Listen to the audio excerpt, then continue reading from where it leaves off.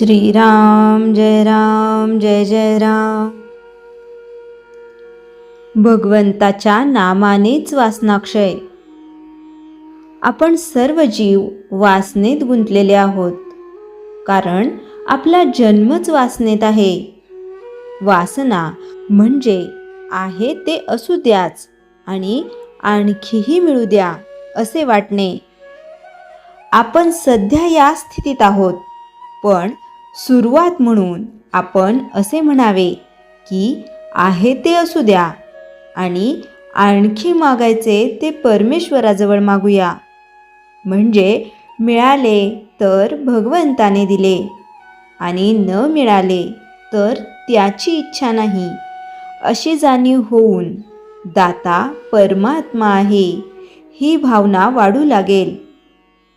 आहे तेही त्याच्याच इच्छेचे फळ आहे असे वाटू लागून अस्वस्थता आणि आसक्ती कमी होऊ लागेल. आणि आसक्ती कमी होऊ लागली की हवे नको कमी होऊन वासना ओसरू लागेल. केवळ आपल्या कर्तबगारीने वासनेच्या पलीकडे जाणे अशक्य आहे. त्याला शरणागतीशिवाय गत्यंतर नाही. याकरिता योग्य संगतीचाही फार उपयोग होईल. एखाद्या बैराग्याची संगत केली तर स्वाभाविकच कपड्याचे प्रेम कमी होईल, पण एखाद्या शेठजीच्या संगतीत राहिलो तर छान शोकी करण्याकडे प्रवृत्ती होईल. म्हणून अशा संगतीत राहावे की ज्यामुळे शरणागती यायला मदत होईल. शरणागती म्हणजे परमेश्वराला सर्वस्वी अर्पण होऊन राहणे. याचाच अर्थ आपण उपाधिरहित बनणे. तर मग आपण अशाच साधनाची संगती केली पाहिजे की जे अत्यंत उपाधिरहित आहे. हे साधन म्हणजे भगवंताचे नाम.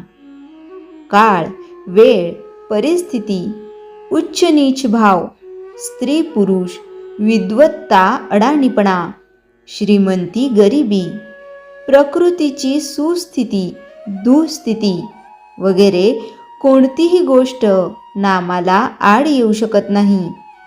तसेच त्याला कोणतीही उपकरणे लागत नाहीत.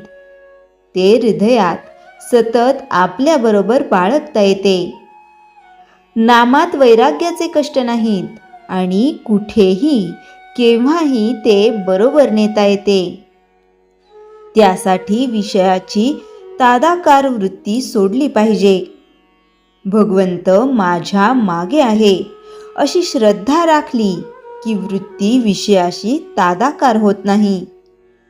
मारुतीने दिलेली मुद्रिका पाहिल्यावर सीतेला रामाच्या स्वरूपाची आठवण झाली. त्याप्रमाणे नाम घेताना आपल्याला त्याची आठवण झाली पाहिजे. भगवंताच्या अनुसंधानात जो राहिला त्याने काळावर सत्ता गाजवली. अशा लोकांना मरणाचे भय कुठून असणार? भगवंताला सर्वस्व दिल्यामुळे त्यांना वासना उरत नाही. आणि जिथे वासना उरली नाही तिथे काळाचा शिरकाव होत नाही. वासना नष्ट होणे म्हणजे देहबुद्धी नष्ट होणे होय. वासनेच्या क्षयामध्ये आपलेपणाचे मरण आहे. आणि हे मरण डोळ्यांनी पाहण्यासाठी आपण भगवंताच्या नामात राहिले पाहिजे. श्रीराम जय जय राम. चैतन्यवाणी.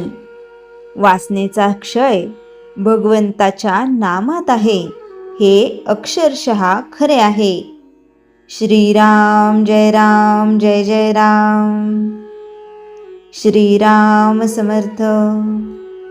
दासबोध समास 3 दशक 17. विषय संगाचा प्रभाव आणि जीवनाची दिशा. माणूस आज संग करतो तसा तो घडत जातो. समर्थ रामदास स्वामी या दशकात फार स्पष्ट सांगतात. वाईट संग माणसाला खाली खेचतो, चांगला संग उंचावतो. आपण कुणासोबत राहतो, कुणाचं ऐकतो, कुणासारखं वागतो यावर आपलं संपूर्ण जीवन उभं राहतं. 1.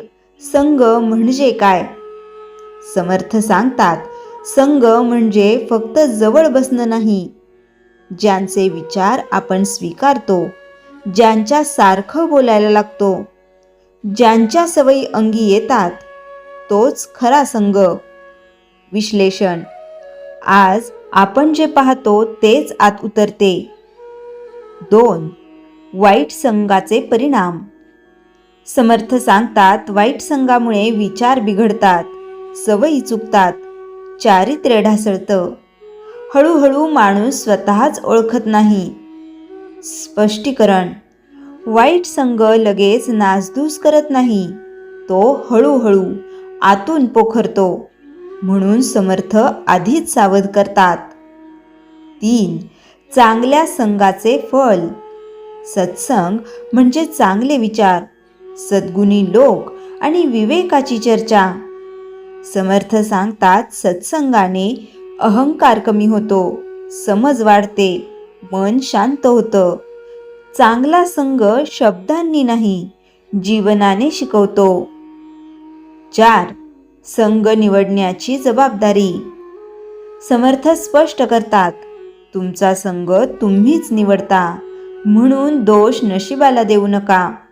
स्वतःची संगत बदला, आयुष्य बदलेल. 5. आजच्या काळातील संदेश. आजचा माणूस म्हणतो वेळ नाही. समर्थ सांगतात, वेळ नाही हे कारण आहे, संग चुकीचा आहे हे सत्य. दररोज थोडा वेळ चांगल्या विचारांसाठी काढा. उपसंहार. समास 3 दशक 17 चा सार. संग विचार घडवतो, विचार जीवन घडवतात, म्हणून संग जपून निवडा. समर्थांचा संदेश. जसा संग तसा रंग, म्हणून सत्संग धरा. श्रीराम समर्थ. श्रीराम जय राम जय जय राम. जयाच्या जनी जन्मनामार्थ झाला, जयाने सदा वासनामात केला. जयाच्या मुखी सर्वदा नाम कीर्ती, नमस्कार तया ब्रह्मचैतन्य मूर्ती. श्रीराम जय राम जय जय राम. जानकी जीवन स्मरण जय जय राम.